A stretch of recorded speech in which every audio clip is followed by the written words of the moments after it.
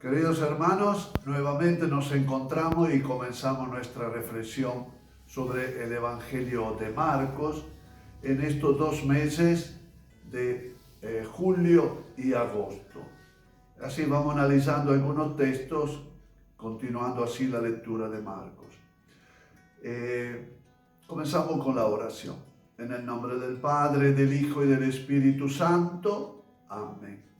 El Espíritu del Señor Jesús nos ayude a comprender su palabra y sentir que su amor sobre nosotros es constante para orientar nuestra vida. Amén. El texto que vamos a analizar hoy se encuentra en Marcos 5, del versículo 1 hasta el 20, que después en su paralelo Marco y Lucas también lo tienen.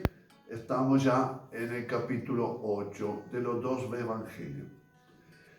Es un texto no fácil, porque se mezcla mucho el lenguaje simbólico, dramático, y también lo que cuesta mucho los simbolismos. Por eso entonces yo lo que voy a explicarle despacio, no hace falta que ustedes lo escuchen todo de una vez, despacio, porque va a ser una grabación bastante larga. Entonces comenzamos. El título podríamos ponerlo el espíritu inmundo, sal de este hombre, que es la frase de Jesús, la frase central. Bueno, en primer lugar, leemos el versículo 1. Pasaron a la otra orilla del lago, al territorio de los Gerasenos. Esta frase, que parece así puesta ahí como una información, sin embargo, recuerda otro episodio del Antiguo Testamento importante, que es la llave de lectura de esto, que es el paso del Mar Rojo. Pasaron, el verbo pasar, Pascua, estamos siempre en la misma línea. Dios que hace pasar. Y acá justamente el episodio se refiere a esto.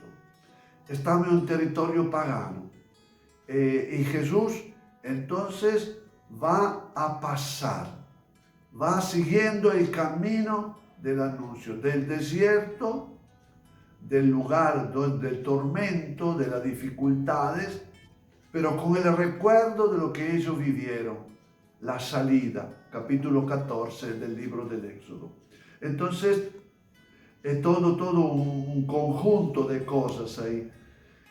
En este episodio también nosotros vemos la dramaticidad del momento, que encontramos en el versículo 2 hasta el versículo 5, la situación de un hombre que está en una situación desastrosa. Pero vamos a escuchar el Evangelio. Al desembarcar, le salió al encuentro desde un cementerio un hombre poseído por un espíritu inmundo. Habitaba en los sepulcros. Nadie podía sujetarlo ni con cadenas. En muchas ocasiones lo habían sujetado con cadenas y grillos y él los había roto. Y nadie podía con él. Se pasaba las noches y los días en los sepulcros o por los montes, dando gritos y golpeándose con piedras. En este episodio dramático vemos la situación de este hombre, ¿no? Que presentado en una situación muy difícil, de desorden, de desequilibrio, y este espíritu, esta situación, es explicado porque él se siente poseído, solo, entre los sepulcros, un hombre ya muerto, un hombre que ya no tiene vida, un hombre que gritaba,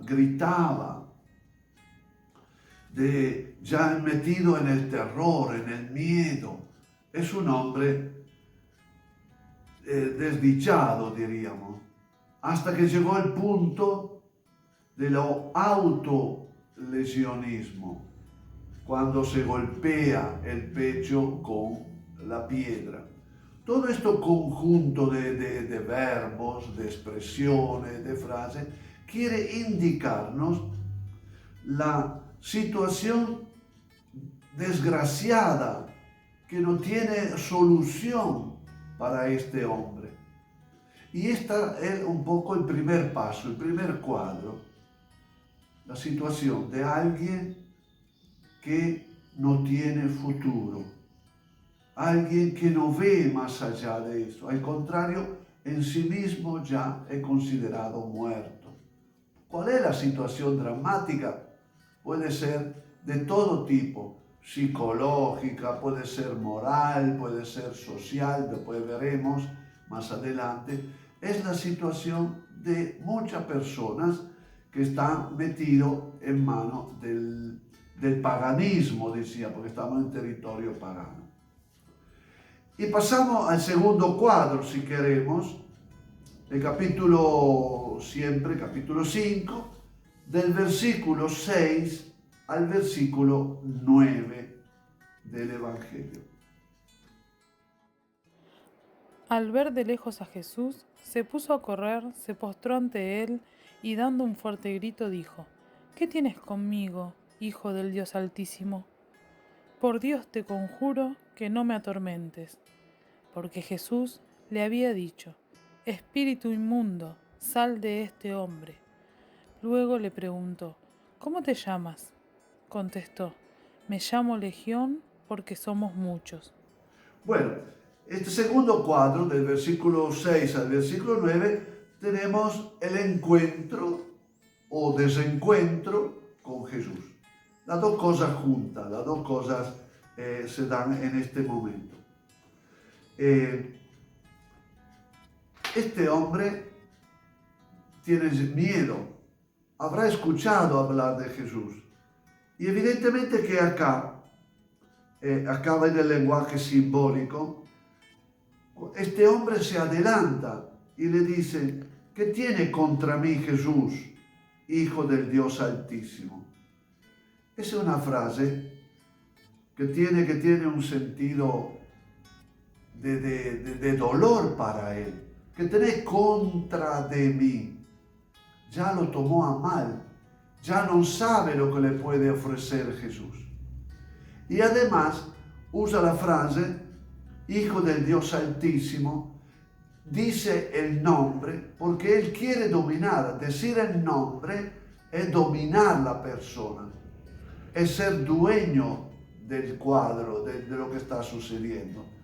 Pero todo eso evidentemente es una circunstancia y nada más.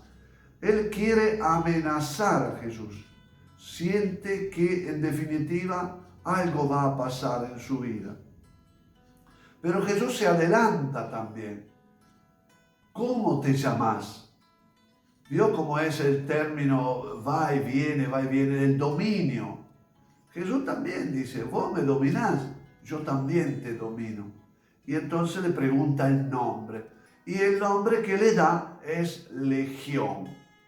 Esta palabra Legión es también, siempre simbólicamente hablando, representa el poder del imperio.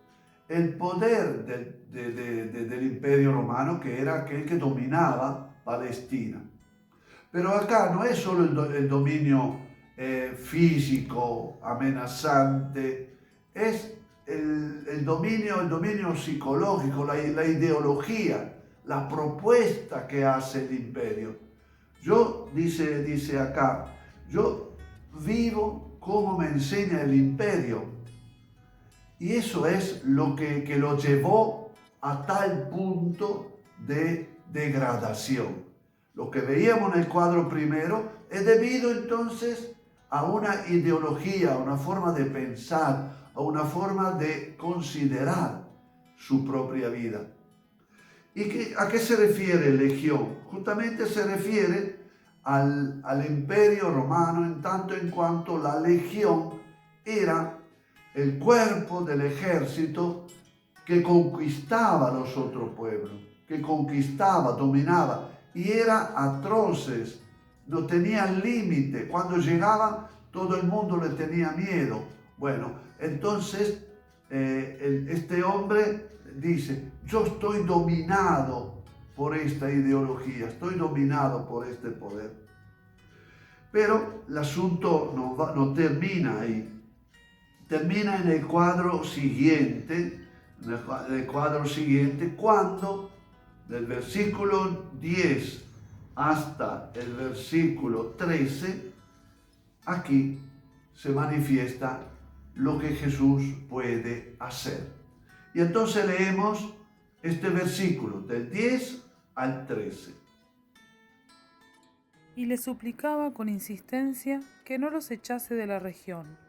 Había allí una gran piara de cerdos pastando en la ladera del monte. Le suplicaron, envíanos a los cerdos para que entremos en ellos. Jesús se lo concedió. Entonces los espíritus inmundos salieron y se metieron en los cerdos. La piara, unos 2000, se lanzó por un acantilado al lago y se ahogaron en el agua. Sí, entonces acá el lenguaje se hace cada vez más simbólico, porque la piara de cerdos se refiere para los judíos a la cosa más impura, por eso los romanos eran llamados por los judíos cerdos, porque eran lo que más despreciaban, porque comían los cerdos, que para los judíos era un animal impuro. Bueno, entonces, acá está entonces esta situación, que el endemoniado pide de ir a los cerdos. Se está degradando cada vez más, se está tirando abajo continuamente.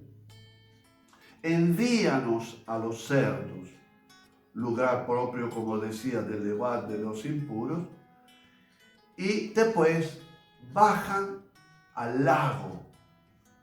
Jesús le da la orden, porque lo domina ya, está dominado, entonces se tira al lugar que corresponde a la persona impura, a la persona desdichada, y va justamente al lago, donde es el lugar de la destrucción total. Este hombre llegó a una situación límite de su vida, destructiva hasta el máximo. Y llegó hasta el fondo del lago, hasta el fondo del mar. Su maldad, estamos hablando simbólicamente, su maldad llegó a lo peor. Y el último cuadro, capítulo 5 siempre, del versículo 14 al 17. Acá hay un cuadro diferente. Escuchamos. Los pastores huyeron y lo contaron en la ciudad y en los campos. Y la gente fue a ver lo que había sucedido. Se acercaron a Jesús y vieron al endemoniado que había tenido dentro una legión, sentado, vestido y en su sano juicio, y se asustaron. Los testigos les explicaban lo que había pasado con el endemoniado y los cerdos, y empezaron a suplicarle que se marchase de su territorio. Aquí estamos frente a los pastores, como hemos escuchado, que van y anuncia a la ciudad lo que había pasado. Y vuelve la gente de la ciudad, pero acá está la gran novedad, que el encuentro de Jesús con este enfermo, con esta persona desdichada, decíamos, dice acá, lo encuentra sentado, vestido y en su sano juicio. Estas tres palabras son fundamentales. Sentado. Jesús logró hacerlo su discípulo, porque era el discípulo que se sentaba al lado del maestro. Vestido, la personalidad, el vestido es la personalidad de una persona. Es vestido. Antes estaba desnudo, ¿se acuerda? Estaba allá todo roto, todo... Ahora es vestido. Recuperó su dignidad de hombre, su dignidad de persona. En su sano juicio. Ahora es capaz de entender, de razonar, de conocer. Antes desesperado y ahora ya persona nueva, diríamos nosotros. en su dignidad. Y es justamente este asunto que es novedoso, que la persona, en lugar de alegrarse, de ponerse contento por lo que había hecho Jesús, que este hombre ya estaba recuperado, que estaba sano, en su sano juicio, y ya estando bien, ¿qué hace? Le pide a Jesús que se vaya. Eso es el dominio, porque estos pastores estaban dominados por la misma mentalidad de los romanos y están en la misma línea del dominio y no son capaces de ver, de apreciar, de estimar lo que Jesús había hecho, lo que Jesús puede hacer, de darle dignidad a la persona. Y último es versículo 18 al 20, la parte final, que evidentemente causa una sorpresa por nosotros. Escuchamos. Cuando se embarcaba, el que había estado endemoniado le pidió que le permitiese acompañarlo. Pero Jesús no se lo permitió, sino que le dijo: «Vete a tu casa y a los tuyos, y cuéntales todo lo que el Señor, por su misericordia, ha hecho contigo». Se fue y se puso a proclamar por la región de Decápolis lo que Jesús había hecho con él, y todos se maravillaban. Sí, entonces decíamos que la sorpresa es de que este hombre recuperado ya se siente en intimidad con Jesús y le pide de seguirlo, le pide de seguir atrás de él. Y Jesús le prohíbe, le impide, mejor que prohíbe, lo impide, pero le confía la otra misión, que es más importante para Jesús. Va en un territorio pagano, no lo olvidemos, y va y anuncia lo que tú has recibido. En definitiva, a Jesús le sirve más tener este hombre como testigo de lo que había actuado Jesús en el territorio de los paganos, para que ellos también vuelvan a reconocer más tarde a Jesús. Esto se cierra el episodio de esta fe y eso de esta realidad.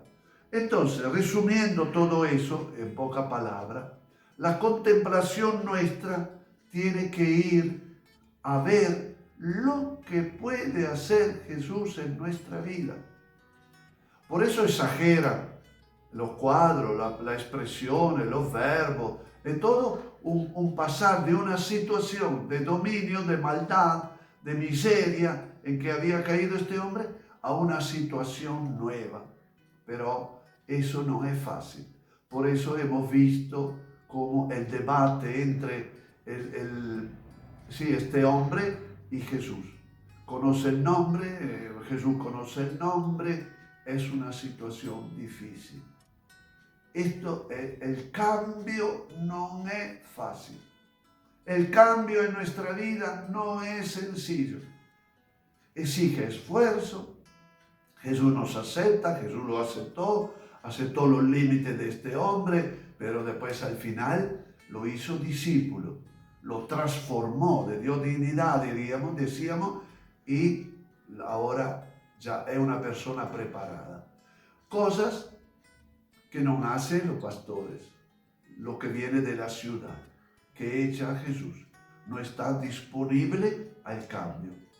Este hombre desea algo más, pero no, Jesús le asigna una tarea. Ahora recuperado, va a recuperar a tus hermanos. Queridos hermanos, reflexiones sobre este hecho, vayan por parte, leyendo el Evangelio, leyendo el texto bíblico. Tendrán otras traducciones capaz, no, porque a veces las traducciones son diferentes, pero el contenido es el mismo. Contemplamos después en la oración cómo Jesús actuó en tu vida, en nuestra vida, cómo Jesús está obrando en vos. Esto es fruto de la oración final. Decirle a Jesús tu estado de ánimo. No te deje deprimido, no te deje desanimado, no te quedes tirado en tu miseria, no, hay que levantarse e ir a Jesús. Jesús nos espera siempre. Queridos hermanos, hasta la próxima semana y que el Señor los bendiga y los proteja a todos. Chao, chao.